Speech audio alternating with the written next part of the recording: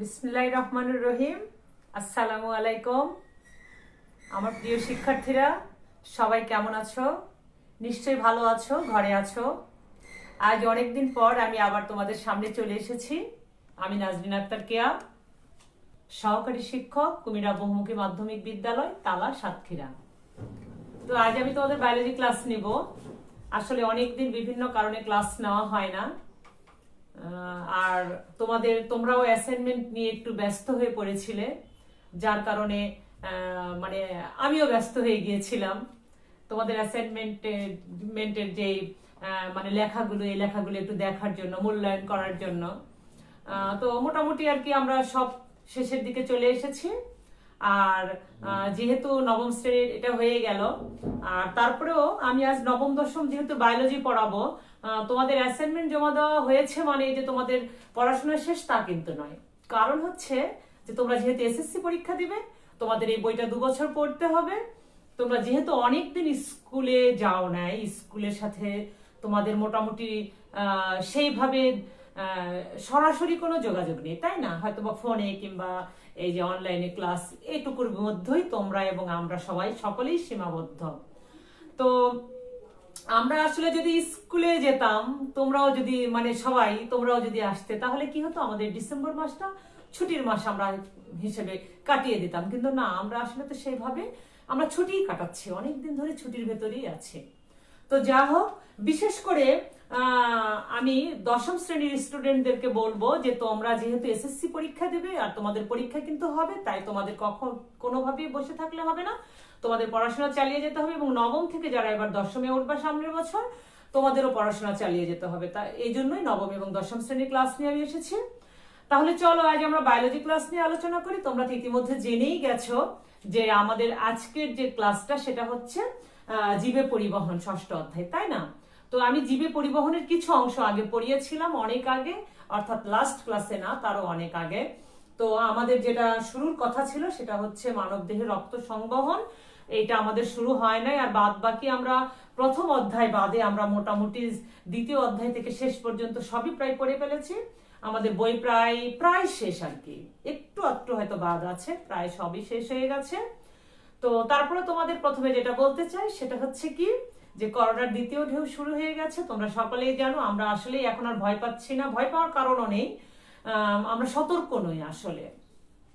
বাইরে গেলে কেউ মাস্ক পরে না, মাস্ক মানুষ যেন ব্যবহার করতেই চায় না, ভারী লাগে, কষ্ট লাগে, কিন্তু না, মাস্ক আমাদের ব্যবহার করতেই হবে। দেখো, আজকেও খবরে দেখলাম, আজকেও 40 জন মারা গেছে করোনায় আক্রান্ত হয়ে। তাহলে আমাদের কিন্তু কোনোভাবে এটাকে স্বাভাবিকভাবে নিলে হবে না, আমাদের সকলকেই সতর্ক থাকতে হবে, সজাগ থাকতে হবে।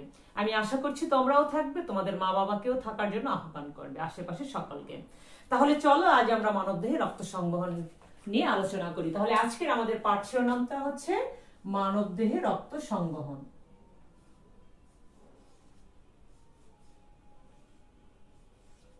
আমাদের আজকের পাঠ শিরোনাম হচ্ছে মানবদেহে রক্ত সংবহন। মানবদেহে রক্ত সংবহন।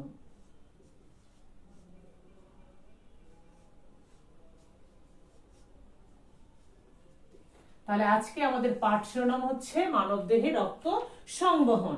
দেখো, blood circulation in human body, অর্থাৎ মানবদেহে রক্ত সংবহন।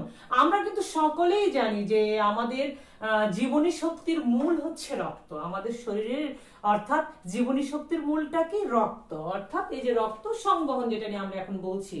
আর এই যে রক্ত, এই রক্তটা কি হয়? রক্তটা রক্তনালীর ভিতর দিয়ে আমাদের যে সম্পূর্ণ শরীর আছে, শরীরে সংবাহিত হয়, অর্থাৎ সঞ্চালিত হয়। রক্তটা কি হয়? রক্তনালীর মধ্য দিয়ে দেহের সব জায়গায়, একেবারে সব, মাথা থেকে পা পর্যন্ত যত জায়গায়, হাতের এই যে নখের মাথা পর্যন্ত সকল জায়গায় এটা পরিবাহিত হয়, পরিবহন হয়। এটা কিসের মাধ্যমে হয়? রক্তনালীর মাধ্যমে। আবার এটা কি হয়, এই যে রক্ত যখন সর্বত্র চলে যায়, সর্বত্র যখন সঞ্চালিত হয়, পরিবাহিত হয়, তখন কি হয়, কোষে অক্সিজেন এবং খাদ্য উপাদানগুলো সরবরাহ করে। এর মাধ্যমে আমাদের দেহের যে অক্সিজেনে, যে আমরা যে অক্সিজেনটা নিচ্ছি, কার্বন ডাই অক্সাইড ত্যাগ করছি, তাহলে অক্সিজেন এবং আমাদের দেহের জন্য যে পুষ্টি উপাদানগুলো, খাদ্য আছে, এই খাদ্যগুলো কি হয়, কোষের ভেতরে সরবরাহ হয়। ফলে কি হয়, এইগুলোর ফলে অর্থাৎ অক্সিজেন এবং রক্ত এইগুলো যখন সরবরাহ হয়, তখন আমাদের শরীরটা সজীব থাকে, অর্থাৎ আমাদের ভেতরে যেন সক্রিয় থাকে, সক্রিয় একটা ভাব থাকে আমাদের ভেতরে। তোমাদের কোনো একজন যদি মনে করো কোনো কারণে হয়তো বা স্কুলে গেছো, সারাদিন দুপুরে হয়তো বা সামান্য কিছু নাস্তা করেছো, তারপর আর কিছুই খাও নাই, সেই বিকেল 4টার সময় বাসায় ফিরেছো, তখন কি হয়, আমাদের শরীরটা ক্লান্ত হয়ে যায় না? ক্লান্ত হয়ে যায়। আমরা কি করি, বাড়িতে যে মা আগে কি করে, আমাদের ভাতটা বেড়ে দেয়, আমাদের যেহেতু প্রধান খাদ্য ভাত বেড়ে দেয়, ভাতটা খেয়ে দিয়ে যেন একটু আমাদের স্বস্তি হয়।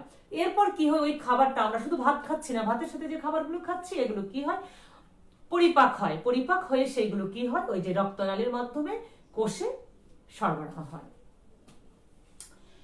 তো দেখো, যে তন্ত্রের মাধ্যমে রক্ত প্রতিনিয়ত দেহের বিভিন্ন অংশে চলাচল করে, সেই তন্ত্রটাকে বলা হয় কি, রক্ত সংবহন তন্ত্র।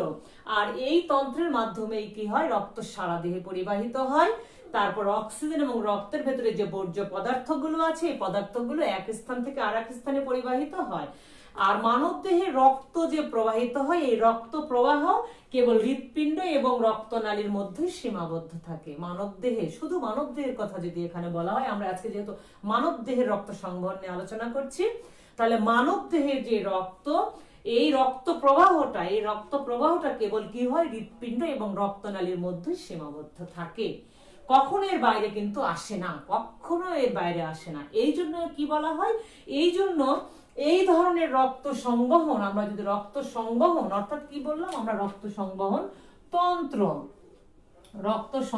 তন্ত্র, তাহলে এই রক্ত সংবহন তন্ত্রটা ক্লোজ অর্থাৎ বদ্ধ রক্ত সংবহন তন্ত্র। তাই মানব দেহের রক্ত সংবহন তন্ত্রকে আমরা কি বলবো, বদ্ধ রক্ত সংবহন তন্ত্র, অর্থাৎ ক্লোজ সার্কুলেটরি সিস্টেম। তাহলে সারা দেহে রক্ত একবার পুরো দেহে, মনে করো এই পা থেকে মাথা পর্যন্ত এরকম, এই সারা দেহে এরকম রক্ত একবার, মনে করো এখান থেকে শুরু হয়েছে যে হৃৎপিণ্ড, এখান থেকে শুরু হয়েছে, এই সারা দেহে একবার আসবে, এই সারা দেহে পরিভ্রমণ অর্থাৎ ভ্রমণ করবে, রক্তটা পরিবাহিত করবে। এই সারা দেহে ভ্রমণ করতে সময় লাগে কত, মাত্র 1 মিনিট, এবং তার চেয়েও কম সময় লাগে। আর বদ্ধ যে রক্ত সংবহন তন্ত্র, আমরা কি বলছি, যে মানব দেহের যে রক্ত সংবহন তন্ত্র, এটা মাত্র হৃৎপিণ্ড এবং রক্তনালীর মধ্যে সীমাবদ্ধ থাকে, তাই একে কি বলা হয়, বদ্ধ সংবহন তন্ত্র। এই বদ্ধ রক্ত সংবহন তন্ত্রের জন্য কিন্তু এর সুবিধাও অনেক রয়েছে। এর প্রধান সুবিধা কি, রক্ত সরাসরি দেহের বিভিন্ন অঙ্গে পৌঁছায়।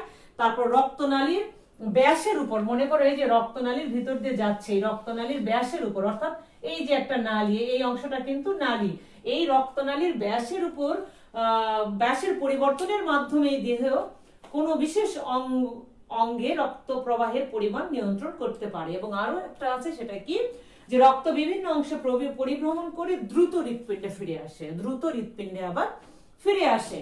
অন্যান্য তন্ত্রের তুলনায় রক্ত সংবহন তন্ত্র বিশেষ বৈশিষ্ট্যপূর্ণ হলেও কিন্তু এর গঠন প্রণালীটা একদমই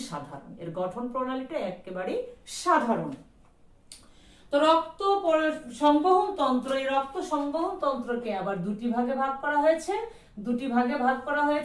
এই রক্ত সংবহন তন্ত্র দুটি পর্যায়ে হয় বা দুটি অংশে ভাগ করা হয়েছে। একটা হচ্ছে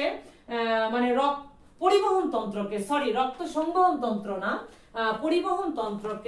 পরিবহন তন্ত্র যদি আমরা বলি, অর্থাৎ রক্ত যে সারা দেহে পরিবাহিত হয়, মনে করে এটা হচ্ছে একটা সারা দেহ, এই সারা দেহে যে রক্ত পরিবাহিত হয়, এই রক্ত পরিবাহিত হওয়ার প্রক্রিয়াকে দুটি ভাগে ভাগ করা হয়েছে। এক হচ্ছে রক্ত সংবহন তন্ত্র, এক হচ্ছে রক্ত সংবহন তন্ত্র, এবং আরেকটা হচ্ছে লসিকা তন্ত্র, এবং আরেকটা কি লসিকা তন্ত্র, আরেকটা কি লসিকা তন্ত্র। তাহলে রক্ত সংবহন তন্ত্রটা মূলত কি, মূলত হৃৎপিণ্ড, তারপর হচ্ছে ধমনী, শিরা এবং কৈশিক নালী, এইগুলোর সমন্বয়ে গঠিত। আর লসিকা তন্ত্রটা কি, লসিকা, তারপরে লসিকা নালী এবং ল্যাকটিয়াল নালী দিয়ে গঠিত। এই লসিকা তন্ত্র আবার লসিকা, লসিকা নালী এবং ল্যাকটিয়াল নালী দিয়ে গঠিত। লসিকাটা আসলে কি, এই যে লসিকা, শুধু যদি আমরা লসিকা বলি তাহলে এই লসিকাটা আসলে কি? লসিকাটা মূলত এক ধরনের হলুদ বর্ণের স্বচ্ছ পদার্থ, হলুদ বর্ণের স্বচ্ছ পদার্থ, অর্থাৎ জলীয় এক ধরনের মানে স্বচ্ছ, অর্ধ স্বচ্ছ, ক্ষারীয় তরল যোজক কলা। লসিটাও কিন্তু এইরকম একটা তরল যোজক কলা। মূলত এটা কি হয়, মূলত মনে করো এই মানব দেহের এরকম টিস্যু আছে, এরকম অনেক টিস্যু আছে, এরকম অনেক টিস্যু আছে। তো এই যে অনেকগুলো টিস্যু, মনে করে এই একটা টিস্যু আছে, এই একটা টিস্যু আছে, এই একটা টিস্যু, ঠিক এর মাঝখানে কিছু ফাঁকা অংশ আছে, এখানে কিছু জলীয় পদার্থপূর্ণ, জলীয় পদার্থপূর্ণ অর্থাৎ শূন্য একটা জায়গা আছে। এই যে মাঝখানে যে একটা শূন্য জায়গা আছে, এখানে কিছু জলীয় পদার্থ দ্বারা এটা পরিপূর্ণ থাকে। এটাই মূলত কি, ওটাই মূলত কি, এই পদার্থটা এক সময় জমা হতে হতে হলুদ বর্ণের দেখায়, তখন হালকা হলুদ বর্ণের দেখায়, এবং এটাকেই বলা হয় কি লসিকা, এটাকেই বলা হয় কি লসিকা। তো আমার প্রিয় শিক্ষার্থীরা, তোমরা নিশ্চয়ই বুঝতে পেরেছো লসিকাটা আসলে কি।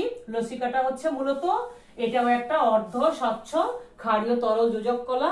আর তোমরা আরো সুন্দর করে বলতে চাই তাহলে আমরা বলতে পারি যে মানব দেহের যে টিস্যু আছে, এই টিস্যুর মধ্যবর্তী যে কিছু জায়গা থাকে, ফাঁকা জায়গা, যেখানে জলীয় পদার্থ দ্বারা পরিপূর্ণ থাকে, এই পদার্থ জমতে জমতে একসময় হলুদ বর্ণ চলে আসে, তখন এটাকে বলা হয় কি লসিকা।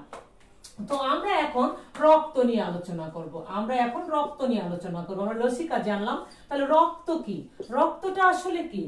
আমরা জানি যে রক্ত হচ্ছে একটা ক্ষারীয়, তারপরে অস্বচ্ছ মৃদু ক্ষারীয়, তারপরে হচ্ছে কি লবণাক্ত তরল যোজক কলা, তরল যোজক কলা। আমরা সকলেই দেখেছি, আমাদের হাত কেটে গেলে আমরা দেখেছি, আমরা যেহেতু মানব দেহ পড়ছি তাহলে মানব দেহের কথাই আমরা বলবো।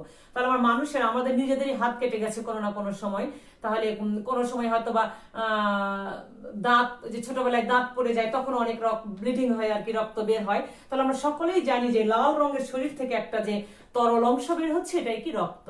কিন্তু আমরা সুন্দর করে যদি বায়োলজির ভাষায় বলি তাহলে আমরা বলবো রক্ত হচ্ছে একটা অস্বচ্ছ মৃদু ক্ষারীয় তরল লবণাক্ত তরল যোজক কলা। তাহলে তোমাদের জ্ঞানমূলক প্রশ্ন যদি আসে তাহলে তোমরা কিন্তু এভাবেই সুন্দর করে লিখবে যে রক্তের সংজ্ঞাটা কি, সেটা সুন্দর করে লিখবে।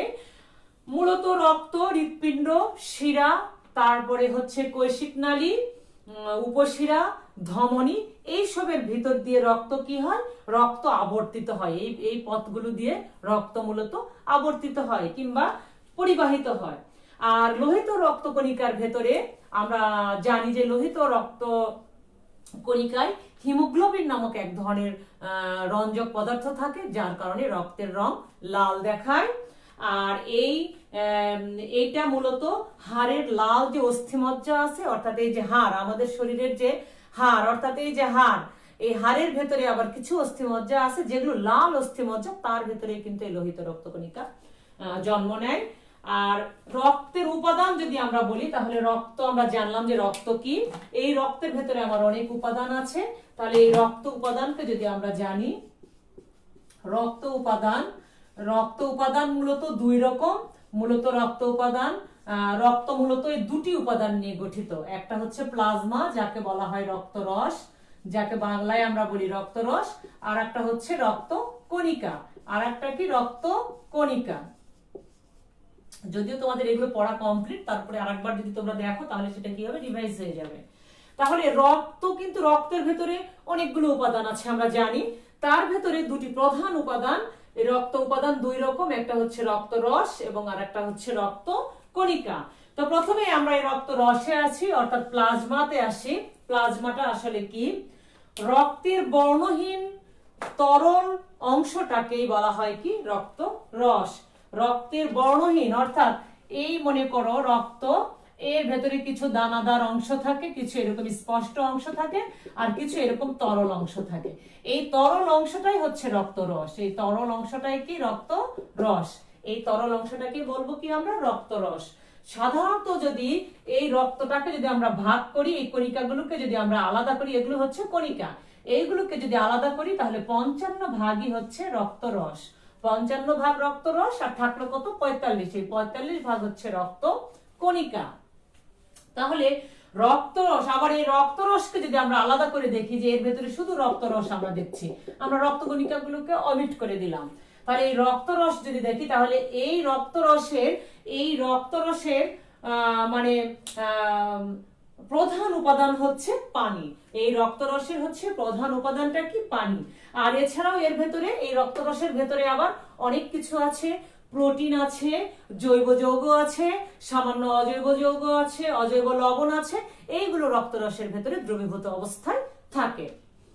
আর এই যে বিভিন্ন যে উপাদানগুলো আছে রক্তরসের ভেতরে, এর ভেতরে যদি আমরা আবার আলাদা করে দেখি তাহলে প্রোটিন, যে আমি বললাম যে প্রোটিন আছে, প্রোটিনের ভেতরে আবার অ্যালবুমিন আছে, গ্লোবিউলিন আছে এবং ফাইব্রিনোজেন আছে, আবার গ্লুকোজ আছে ক্ষুদ্র ক্ষুদ্র, তারপরে হচ্ছে চর্বিকণা আছে, খনিজ লবণ আছে, ভিটামিন আছে, তারপরে অ্যান্টিবডি আছে, হরমোন আছে, বর্জ্য পদার্থ আছে যেমন carbon die oxide, urea, uric acid, এইগুলো আবার বিভিন্ন তোমার জৈব যৌগ পদার্থ এখানে উপস্থিত থাকে। আর এছাড়াও সামান্য পরিমাণ সোডিয়াম থাকে, বাইকার্বনেট থাকে, সোডিয়াম ক্লোরাইড থাকে, সোডিয়াম বাইকার্বনেট থাকে, অ্যামাইনো অ্যাসিড থাকে, এইগুলো উপাদান রক্তরসের ভেতরে থাকে। এরপরে নেক্সট যেটা আসছে সেটা হচ্ছে কি? রক্ত কণিকা। এরপরে যেটা আসছে সেটা হচ্ছে রক্ত কণিকা। রক্ত কণিকাকে যদি আমরা আবার আলাদাভাবে দেখি, আমরা কি দেখলাম যে রক্তের ভেতরে তরল যে অংশটা থাকে এই অংশটাকে বলা হয় কি? রক্তরস। আর বাকি যে অংশগুলো থাকে অর্থাৎ স্পষ্ট যে অংশগুলো থাকে এগুলোকে বলা হয় কি? রক্তকণিকা। মূলত 3 ধরনের রক্তকণিকা রক্তের ভেতরে দেখা যায়। মানব দেহে 3 ধরনের রক্তকণিকা দেখা যায়।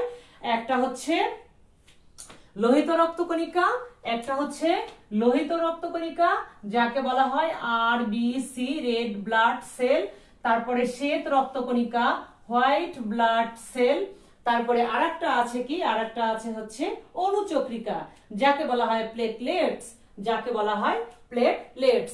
এই 3 ধরনের কণিকা রক্তের ভেতরে অবস্থান করে। 3 ধরনের কণিকা রক্তের ভেতরে অবস্থান করে। আমরা প্রথমেই যদি আসি লোহিত রক্তকণিকা, লোহিত রক্তকণিকাটা দেখতে এরকম গোলাকার, দেখতে এরকম গোলাকার, আবার কিছুটা ড্যাম্বেল আকৃতিরও হতে পারে, আবার এর ভেতরে কিছুটা ড্যাম্বেল আকৃতিরও হতে পারে। মানব দেহে যে 3 ধরনের আমরা কণিকা বলেছি, লোহিত রক্তকণিকা, শ্বেত রক্তকণিকা এবং অনুচক্রিকা, এই 3 ধরনের রক্তকণিকার ভেতরে সবচেয়ে বেশি হচ্ছে লোহিত রক্তকণিকা, সবচেয়ে সংখ্যায় বেশি হচ্ছে লোহিত রক্তকণিকা। এটি কি করে? এটি আমাদের প্রধান যে একটা কাজ, বিশেষ একটা কাজ, সেই কাজটা কি? অক্সিজেন আমাদের পরিবহন করা। এই অক্সিজেন পরিবহনের কাজেই নিয়োজিত আছে। এটা গুরুত্বপূর্ণ একটা কাজ করে। এই লোহিত রক্তকণিকা গুরুত্বপূর্ণ একটা কাজ করে। আর মূলত এর গড় আয়ু হচ্ছে 120 দিন, অর্থাৎ এ প্রতিনিয়তই ধ্বংস হচ্ছে, আবার তখনই তৈরি হচ্ছে। এ মনে করে এটা হচ্ছে ধ্বংস হয়ে গেল, বিলুপ্ত হয়ে গেল, আবার এখানে আরেকটা তৈরি হলো। অর্থাৎ মূলত এই একটা, মনে করো এই লোহিত কণিকা একটা, এর গড় আয়ু হচ্ছে 120 দিন। 120 দিন এই 120 দিনে টিকে থাকে, 120 দিন পরে আপনা আপনি ধ্বংস হয়ে যায় এবং নতুন আবার আরেকটা তৈরি হয়। আর এটা দেখতে কিরকম? দেখতে তো আমি বললাম যে দ্বি অবতল বৃত্তের মতো। আর পূর্ণবয়স্ক মানুষের দেহে এই লোহিত রক্তকণিকা প্রায় 50 লক্ষ থাকে। কতটুকুতে থাকে? প্রতি কিউবিক মিলিলিটার রক্তে প্রায় 50 লক্ষ থাকে। আর এটা হচ্ছে এই ডব্লিউবিসির তুলনায় প্রায় 500 গুণ বেশি থাকে। একটা মানুষের দেহে 500 গুণ বেশি থাকে, 500 গুণ বেশি থাকে। শ্বেতকণিকার তুলনায় 500 গুণ বেশি হচ্ছে লোহিত রক্তকণিকা থাকে। তো দেখো এই যে লোহিত রক্তকণিকা দেখতে কেমন লাল, এই লোহিত রক্তকণিকা দেখতে কেমন লাল, কেন লাল? এর ভেতরে হিমোগ্লোবিন নামক এক ধরনের হিমোগ্লোবিন নামক এক ধরনের রঞ্জক পদার্থ আছে। রঞ্জক পদার্থ থাকার কারণে এর রং লাল হয়। আর এদের ভেতরে এই রঞ্জক পদার্থগুলো নাই, তাই এর রং লাল নয়। তাই লোহিত রক্তকণিকার ভেতরে হিমোগ্লোবিন নামক এক ধরনের রঞ্জক পদার্থ আছে, যার কারণে রক্তের রং লাল হয়। আবার এই হিমোগ্লোবিন অক্সি হিমোগ্লোবিন হিসেবে এই হিমোগ্লোবিন অক্সিজেনের সাথে যুক্ত হয়ে কি তৈরি করে? অক্সিহিমোগ্লোবিন এবং কার্বন ডাই অক্সাইড। এই অক্সিহিমোগ্লোবিন এবং কার্বন ডাই অক্সাইড হিসেবে দেহের ভেতরে এই যে আমাদের যে শরীরের ভেতরে অক্সিজেন এবং কার্বন ডাই অক্সাইডটা পরিবহন করে, অর্থাৎ গুরুত্বপূর্ণ একটা কাজ করে। তো হিমোগ্লোবিনটা মূলত কি? এক ধরনের রঞ্জক পদার্থ। হিমোগ্লোবিনটা মূলত একটা কি? রঞ্জক পদার্থ। আর এর উপস্থিতির কারণেই কিন্তু রক্তের রং লাল দেখায়। ক্লিয়ার নিশ্চয় আমার প্রিয় শিক্ষার্থীরা? তো তারপরে কি আসছে? তারপরে হচ্ছে শ্বেত রক্তকণিকা। শ্বেত রক্তকণিকা কাকে বলা হয়? অর্থাৎ শ্বেত রক্তকণিকার কোনো নির্দিষ্ট আকার নেই। এই যে এই রক্তকণিকার যেরকম একটা নির্দিষ্ট আকার আছে, গোলাকার আছে, দিয়ে অবতকালার আছে, কিন্তু এর আবার কোনো নির্দিষ্ট আকার নেই। আমরা যেরকম আমিবা পড়েছিলাম না, যে আমিবার কোনো নির্দিষ্ট আকার নেই, ক্ষণে ক্ষণে নিজের আকার পরিবর্তন করতে পারে, ঠিক তেমন এই শ্বেত রক্তকণিকার কোনো নির্দিষ্ট আকার নেই। আর এগুলোর ভেতরে কোনো হিমোগ্লোবিন থাকে না, তবে এর ভেতরে নিউক্লিয়াস থাকে। তবে এর ভেতরে নিউক্লিয়াস থাকে এবং আকারে বেশ বড় থাকে। এর ভেতরে নিউক্লিয়াস থাকে এবং আকারে বেশ বড় থাকে। আর এই শ্বেত রক্তকণিকার গড় আয়ু হচ্ছে 1 থেকে 15 দিন। এর গড় আয়ু হচ্ছে 1 থেকে 15 দিন। এই 1 থেকে 15 দিন বেঁচে থাকে। 1 থেকে 15 দিন পরে কি হয়? ধ্বংস হয়ে যায়। তো দেখো এই যে এটা আবার কিরকম শ্বেত? আমরা কি শ্বেতাঙ্গ মানে কি? সাদা যারা। তো এটাকে শ্বেত কেন নামকরণ করা হয়েছে? কারণ এর ভেতরে হিমোগ্লোবিন নাই। হিমোগ্লোবিন না থাকার কারণে কি এ দেখতে সাদা, অর্থাৎ লাল রঙের নয়, তাই এর নাম দেওয়া হয়েছে শ্বেত রক্তকণিকা। ইংরেজিতে যাকে বলা হয় হোয়াইট ব্লাড সেল। ইংরেজিতে বলা হয় কি? White blood cell. আর শ্বেত রক্তকণিকা আমরা আগেই বলেছি যে লোহিত রক্তকণিকার চেয়ে সংখ্যায় অনেক অনেক কম, অনেক অনেক কম, 500 গুণ কম। ওটা যদি 500 গুণ বেশি হয় তাহলে এটা 500 গুণ বেশি, আর এটা অনেক কম। তো এটা হচ্ছে কি করে? এ হচ্ছে অ্যামিবার মতো ক্ষণে ক্ষণে আকৃতি, মনে করে এখানে একটা রোগ জীবাণু দেহে প্রবেশ করেছে, তো এ কি করে? এরকম এরকম এভাবে এর ভেতরে নেয়, নিয়ে কি করে? ভক্ষণ করে ফেলে। অর্থাৎ অ্যামিবার মতো ক্ষণে ক্ষণে দেহের আকার পরিবর্তন করে, এবং এই প্রক্রিয়াকে বলা হয় কি? ফ্যাগোসাইটোসিস প্রক্রিয়া। ফ্যাগোসাইটোসিস প্রক্রিয়ায় কি হয়? এটা জীবাণুকে ভক্ষণ করে জীবাণুটাকে ধ্বংস করে দেয়। শ্বেত রক্তকণিকাগুলো কি হয়? রক্তরসের ভেতরে নিজেরাই চলাচল করতে পারে। মনে করে এই হচ্ছে রক্তরস, এই রক্তরসের ভেতরে নিজেই চলাফেরা করতে পারে। আর যদি কোনো কারণে জীবাণু দ্বারা আক্রান্ত হয় মানবদেহ, তাহলে দ্রুত এর সংখ্যা বৃদ্ধি পায় এবং ওই জীবাণুগুলোকে ধ্বংস করে ফেলে। কোনোটা খেয়ে ফেলে, কোনোটা অ্যান্টিবডি দ্বারা তাকে ধ্বংস করে দেয়, বিভিন্নভাবে এটা ধ্বংস করে দেয়। তো প্রতি ঘন মিলিলিটার রক্তে 4 থেকে 10,000 শ্বেত রক্তকণিকা আছে। আর এটাকে যদি আমরা আলাদা করি তাহলে এটা আবার দুই প্রকার। একটা হচ্ছে অ্যাগ্রানুলোসাইট, একটা হচ্ছে গ্রানুলোসাইট, অর্থাৎ দানাবিহীন এবং দানাযুক্ত। দানাবিহীন যেটা, সেটা হচ্ছে কিরকম? এটা হচ্ছে মানে স্বচ্ছ, এর ভেতরে সাইটোপ্লাজমের দানা নেই বললেই চলে। মানে আমরা জানি যে একটা কোষ, এই যে একটা কোষ, এরকম সাইটোপ্লাজম দ্বারা আবৃত থাকে। আর এই সাইটোপ্লাজমের ভিতরে অনেক ক্ষুদ্র ক্ষুদ্র দানা থাকে। এই যে ক্ষুদ্র ক্ষুদ্র তরল পদার্থ, দানাযুক্ত তরল পদার্থ থাকে, মানে অর্ধ তরল পদার্থ থাকে। তো এই দানাযুক্ত গুলো এই মনে করো যে এটাকে দুই ভাগে ভাগ করা হলো, এর ভেতরে নাই আর এর ভেতরে আছে, এর ভেতরে আছে আর এর ভেতরে নাই।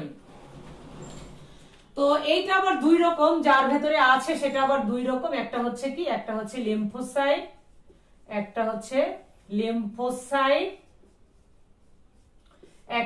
লিম্ফোসাইট এবং আরেকটা হচ্ছে কি? মনোসাইট। আর একটা কি? এটা আবার দুই ভাগে ভাগ করা হয়েছে একে। একটা হচ্ছে মনোসাইট। লিম্ফোসাইটটা মূলত এই যে আমরা বলি না আমাদের প্লিহা, তারপর টনসিল হয়, এইগুলো জায়গায় হচ্ছে এই লিম্ফোসাইট তৈরি হয়। আর লিম্ফোসাইট গুলো বড় নিউক্লিয়াস যুক্ত হয়। লিম্ফোসাইট গুলো আকারে বড়, কিন্তু নিউক্লিয়াস গুলো ছোট কণিকা। বড় নিউক্লিয়াস যুক্ত ছোট কণিকা। এই যে লিম্ফোসাইট, এটা লিম্ফোসাইট, এর নিউক্লিয়াসটা বড় কিন্তু এই কণিকাটা ছোট। আবার মনোসাইটটা কি? মনোসাইটের নিউক্লিয়াসটা ছোট কিন্তু এই কণিকাটা বেশ বড়, এই কণিকাটা বেশ বড়। এটা হচ্ছে এর ভিতরে পার্থক্য। লিম্ফোসাইট অ্যান্টিবডি তৈরি করে এবং অ্যান্টিবডির দ্বারা দেহে প্রবেশ করে। এই যে লিম্ফোসাইট এ কি করে? অ্যান্টিবডি তৈরি করে এবং অ্যান্টিবডি দ্বারা শরীরের ভিতরে প্রবেশ করে জীবাণুকে ভক্ষণ করে। আর মনোসাইটটা কি করে? মনোসাইটটা ফ্যাগোসাইটোসিস, অর্থাৎ এই যে এই প্রক্রিয়া, এই ফ্যাগোসাইটোসিস প্রক্রিয়ায় কি করে? জীবাণুকে ধ্বংস করে। তাহলে তোমরা ক্লিয়ার নিশ্চয়? এরপরে কি গ্রানুলোসাইট অর্থাৎ দানা যুক্ত যেগুলো, এর ভিতরে ছোট ছোট দানা থাকে, সাইটোপ্লাজমের ছোট ছোট সূক্ষ্ম সূক্ষ্ম দানা থাকে। এটা আবার আকৃতির ভিত্তিতে তিন রকম, একটা হচ্ছে নিউট্রোফিল, একটা হচ্ছে ইউসিনোফিল এবং আরেকটা হচ্ছে বেসোফিল। তো নিউট্রোফিলটা কি করে, এরকম ফ্যাগোসাইটোসিস প্রক্রিয়া জীবাণুকে ধ্বংস করে। আর হচ্ছে ইউসিনোফিল এবং বেসোফিল কি করে, এদের ভেতর থেকে হিস্টামিন নামক এক ধরনের রাসায়নিক পদার্থ নিঃসৃত হয়। এটা কি করে, এই হিস্টামিন নামক যে রাসায়নিক পদার্থটা নিঃসৃত হয়, এটা আমাদের শরীরে যে অ্যালার্জি আছে, দেখো না যে আমাদের একটুতেই হাঁচি পড়ে, কাশি পড়ে, আমরা দোকান থেকে হিস্টাসিন এরকম এই ধরনের নামকরণ আমরা কিছু এই জাতীয় কিছু ওষুধ এনে খাই। তার মানে এটা খেলে কি হয়, আমাদের শরীরে রাসায়নিক যে পদার্থটা আছে অর্থাৎ হিস্টামিন, এটা তৈরি হয়, নিঃসৃত হয় এবং এইটা কি করে, অ্যালার্জিকে প্রতিরোধ করে, অ্যালার্জিকে প্রতিরোধ করে। আর বেসোফিল মূলত কি হয়, বেসোফিল যেটা, এটা মূলত হেপারিন নিঃসৃত করে, হেপারিন নামক এক ধরনের রাসায়নিক পদার্থ নিঃসৃত করে, যার কারণে আমাদের শরীরের যে রক্তবাহিকাগুলো আছে অর্থাৎ এই যে রক্তগুলো যে প্রবাহিত হচ্ছে, এরকম রক্তবাহিকা আছে, এই রক্তবাহিকার ভেতরে রক্ত জমাট বাঁধতে বাধা দেয়, অর্থাৎ রক্তবাহিকার ভেতরে যে কোনো কারণে রক্ত যদি জমাট বাঁধতেও চায়, ও জমাট বাঁধতে দেয় না, সেখানে বাধা দেয়। তো আমার প্রিয় শিক্ষার্থীরা, বেশি পড়াইলে আবার অনেক সময়, তো আমি আজকে তোমাদের এ পর্যন্তই পড়ালাম। তোমরা, আমি আশা করছি তোমরা সামনে আমার সাথে থাকবে। যারা মূলত এসএসসি পরীক্ষার্থী আছো তারা আমার সাথে থেকো, আর তোমরা আমাকে জানিয়ে দিও যে ম্যাম আর তো বেশি দিন নেই পরীক্ষার, ইনশাল্লাহ ভ্যাকসিন যদি এসে যায় তাহলে হয়তো বা একটু দেরি হলেও কিছুদিন পরে পরীক্ষা হয়ে যাবে, হয়তো ফেব্রুয়ারির প্রথমে না হলেও শেষে কিংবা মাঝামাঝি যে কোনো সময় পরীক্ষা হবে। তাই তোমরা মন দিয়ে পড়াশোনা করবে এবং আমার ক্লাসটা দেখবে। আর আমার ক্লাসটা তোমরা সবাই শেয়ার করে দিও এবং যারা জানে না তাদেরকে জানিয়ে দিও। আর সকলে বাসায় থেকো, বাইরে গেলে মাস্ক ব্যবহার করবে, আর সবাই মাদক থেকে দূরে থাকবে। সকলকে ধন্যবাদ জানিয়ে আমি আমার ক্লাস শেষ করছি। আল্লাহ হাফেজ।